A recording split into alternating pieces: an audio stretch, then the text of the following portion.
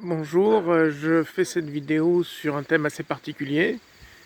Normalement, je devais poster d'abord plutôt la vidéo sur comment supporter le confinement, mais bon, j'ai un petit problème de téléchargement avec la vidéo en question, donc je poste d'abord celle-ci, qui est sur le thème de la manière dont comment j'ai vaincu la peur de la mort, pour le dire honnêtement, sans héroïsme aucun, et presque par accident.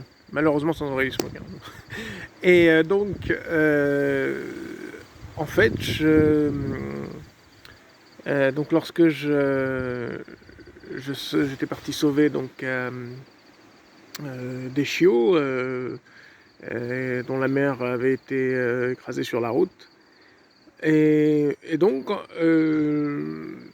lorsque j'ai pris l'un de ces chiots qui était allongé, qui semblait, en fait, il semblait endormi, il semblait pas spécialement mort, il semblait plutôt.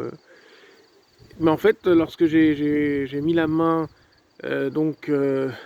sur son corps pour le prendre, en fait, ma main a complètement plongé à l'intérieur du corps, qui était en fait en décomposition interne, mais ça se voyait quasiment pas du tout de l'extérieur encore.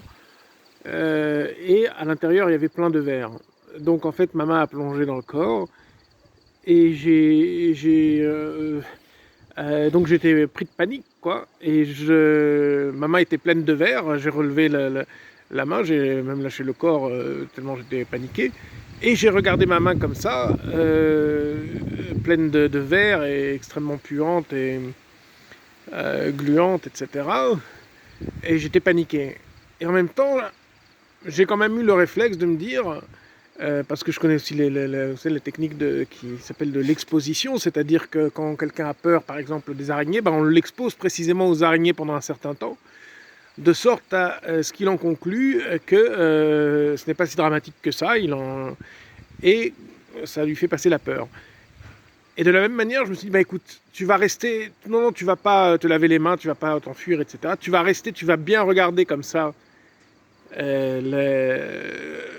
avec la main devant le visage,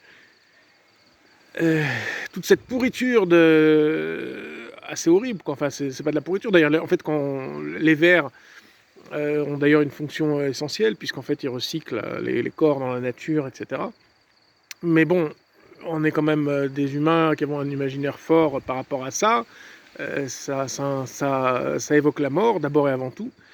Et donc, je me suis imposé à moi-même la technique de l'exposition, qui était de rester 4-5 minutes comme ça, avec la main pleine de verre devant le visage, jusqu'à ce que j'ai plus peur. Et effectivement, après quelques minutes, je pense 4 minutes, j'avais plus peur, j'avais dédramatisé complètement la chose, et donc la mort aussi. Et, et voilà, en fait, il me semblait important de communiquer sur cet événement, et sur la manière dont, personnellement, et par accident, encore une fois, pas du tout, il n'y a pas le moindre héroïsme là-dedans, bien que j'aurais bien aimé que ce se passe de manière plus héroïque de vaincre la mort, mais et donc ça a changé complètement mon rapport à la mort, beaucoup plus que simplement que je dirais l'exercice philosophique, puisqu'en fait la philosophie, ça consiste effectivement à savoir mourir, comme on dit, au sens de savoir renoncer, en plus d'apprendre des choses qui relèvent du savoir-vivre, bien évidemment. Mais ce genre d'expérience est, est irremplaçable, en fait. C'est important que ça arrive une fois dans la vie, euh, et de pouvoir faire d'avoir des expériences fortes. Et c'est pour ça d'ailleurs que même je suis un peu partisan maintenant ce qu'on pourrait appeler la choc thérapie.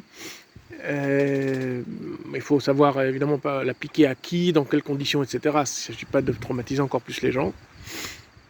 Simplement, donc pour les gens qui sont coachs, je leur propose de réfléchir à ça, puisqu'en fait, c'est un des objectifs de la chaîne, aussi de donner de nouvelles méthodes et idées aux coachs. Merci.